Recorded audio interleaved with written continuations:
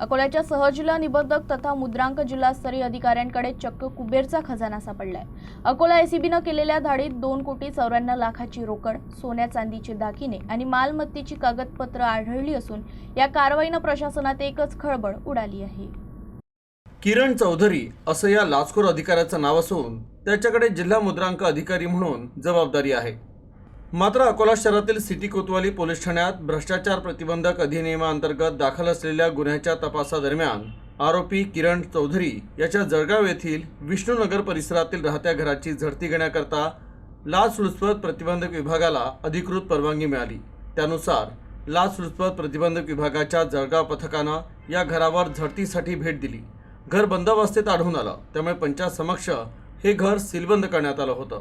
मात्र 27 जून रोजी आरोपीच्या काही नातेवाईकांनी घराच्या मागील गॅलरीचे आणि मुख्य दरवाजाचे कुलूप तोडून घरात प्रवेश केल्याचा प्रकार समोर आला। हा प्रकार पुरावे नष्ट करण्याच्या उद्देशानं करण्यात आल्याचा संशय व्यक्त करण्यात आला। त्यानंतर केलेल्या झडती दरम्यान तब्बल 2,94,64,847 रुपयांची रोख रक्कम, सोन्याचे दागिने आणि मालमत्तेची कागदपत्र समोर आली आहे। या कारवाईमुळे महसूल आणि नोंदणी विभागात एकच खळबळ उडाली।